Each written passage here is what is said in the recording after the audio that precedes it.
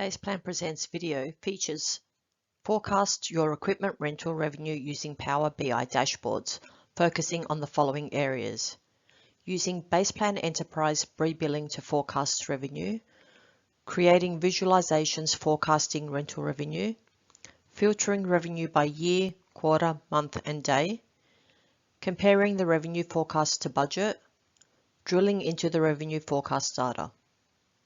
Okay, so I'm currently logged into Baseplan Enterprise, and before we actually jump into creating this forecasting dashboard, I want to talk about how it's actually possible that we can actually forecast rental revenue data. And I think the easiest way to show that is by actually showing you the data in Baseplan Enterprise. So I'm just going to go down the bottom here and open up the equipment rental contract screen. So this has all the information about our particular rental contract, but what we want to highlight is down the bottom here in this detail section.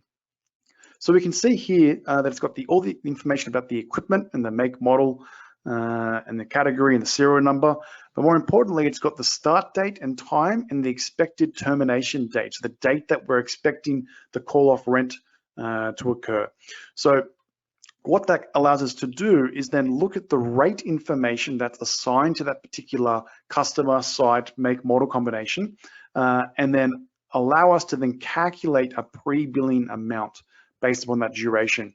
That pre-billing amount is obviously going to change once we actually do some invoicing, but it does allow us to forecast revenue into the future. So let's jump into Power BI and see how this can actually work. Now, what I've done is I've actually created one here that we can have a look at, so you can see what the end result is, and then we can go through and actually create one on the fly going through it. So to just explain this, at the very top here, we've got our days. So we're currently in June, so there's 30 days. And what this is going to allow me to do is I can drag this back, and you can see at the top it's changing. Now it's down to 22.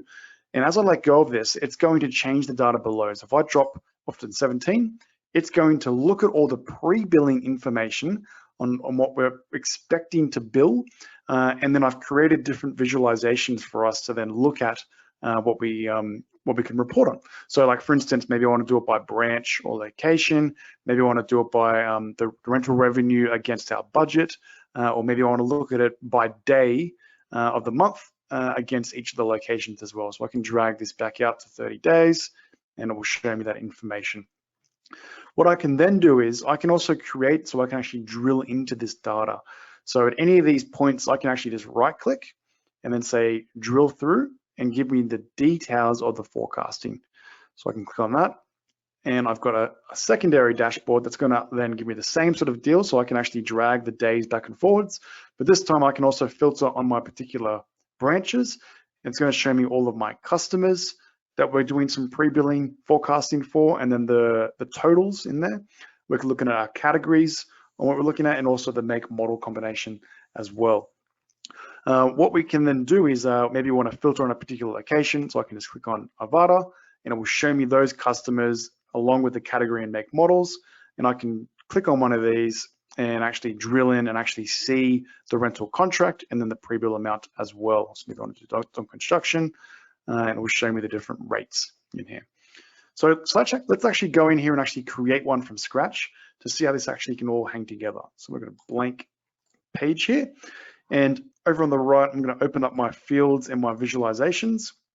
And we can see here, again, I've connected back to our Baseplan Analytics database, which is where it's drawing the data from Baseplan Enterprise to allow us to create it in these tools such as Power BI. So let's kick things off by bringing in one of the bar graphs. So let's bring in this one and drag it down, and let's bring in, so what we want to do is we're going to bring in our pre-billing information. So the easiest way to find that, rather than going through all the different fields in here that we've, the dimensions and measures, we can just type in here pre, and it will show us anything that relates to pre, and we want rental line, pre-bill line total. So we want to drag that onto this section here. Once that occurs, it's going to bring through everything here. You can see that those numbers are a lot higher than what we were looking at before, because I'm looking at all of my pre-billing forever. Rather than just looking at a particular period that we're going to look at. So we're going to look at June, because we're going to look at what are we actually expecting to forecast this month. Now, I can maybe bring across my branch. So I backspace there, and I want to get my branch maybe and drag this onto that same visualization. So that'll actually split out my particular branches, and then maybe we want some different colors here. So what we can do is, drag branch onto this legend section in the visualization tab. So that'll pull it out. You maybe want to see the numbers at the end of it. So we just hit this middle section and then go data labels. So now we can see what those amounts are. But again, the amounts are way too high for what we're expecting. So what we want to do is we want to do some filters to then pull this data back in. So we want to, let's go back into pre again. And let's look at, so let's drag this over so we can see the full thing. We want the date. So we want the time, we want the date. So, and you can see here there's some measures already being pulled in, some dimensions, sorry, where we can actually see the years, the quarter, the month and days. So we want to drag the year onto filter on this page. And we want to say it is 2020. So it's going to pull that data a bit back. Now what we want to do is we want to also do it for just forecasting data in June. So I can then go up here to month and drag that across, and we can just choose June. That gives me my data. So now what I can do is I can then start scoping this out, and rather than starting from scratch again, I can just copy and paste and drag this one down, for instance, and pull this across. And maybe we want to have that line graph that we saw before. So all we do is I click on the visualization, I go up to the new visualization and just hover over it, click the line chart. It tries to create it automatically. It's done a poor job here. So what we want to do is we want to rearrange this. So we want our legend to be our branch. So we drag branch down to legend, and it's all in one area. So we want to split this out over the days. So what we want to do is we want to go back to our date area and we want to drag day onto the axis. So then that splits it out, and so we can actually see each day how much revenue we're predicting we're going to get throughout the month. So now maybe we want to look at this, we want to scope it by days as well at the top of the filter. So what we can do is we can go up over here and click on slicer. That'll give us the slicer, and we can drag this at the top section and put it here, for instance. And we want to drag day on here. So we can go over here, same thing. A lot of these are the same fields, fairly simple. So just drag day onto the slicer. And I'll give you that layout there. So then now what maybe we want to do is we'll look at our budget against the forecasted revenue. So what we can do is we can go over here and maybe we want to look at the gauge here, sorry, and drag this across, same deal. So we want the same data, we want the pre-bill information. So we drag that in. So it's going to give us our total amount, but this time we want a budget amount. We want to compare the forecasted amount against our budget. Now we can store budgets in Baseplan Enterprise, but you can also store budgets in your data warehouse with Baseplan Analytics, or you can actually store it in your end product as well within Power BI, for instance. So I can create a budget here for June, and all I do is I drag this onto either the minimum, the maximum, or the target value. I'm just going to say it's the maximum. So then we can see how far along our budget we are compared to the target or the maximum. Now, if we want to actually allow the ability to drill into this data, what we want to do is we want to just right click and duplicate. And so this is going to create exactly the same thing, except what we want to do is to drill into data, you need to choose a field. And then the field we've been using constantly is this pre-billing. So we can actually link these two things, these two sheets together. So I can go pre and find my line total. And this section here, it says add to drill through fields here. So I just drag that on. So that's going to link the two sheets together, and you can see it puts a little back button up here as well. So I can drag this across to give it a bit more room. So we can go back and forwards between the two sheets. Now, maybe we want to have a bit of a different look like we had before. So we want to actually be able to see the customers and that sort of stuff. So we want to get rid of this line graph on this one, and want to get rid of this one, for instance, and we want to pull through a grid. So let's use a matrix as a visualization. We can drag this up and pull it in. And all we want to look at is the amount that we're going to pre-bill and then do it by the different customers. So again, same field, so dragging that field on here. And then now we want to look at by customer potentially.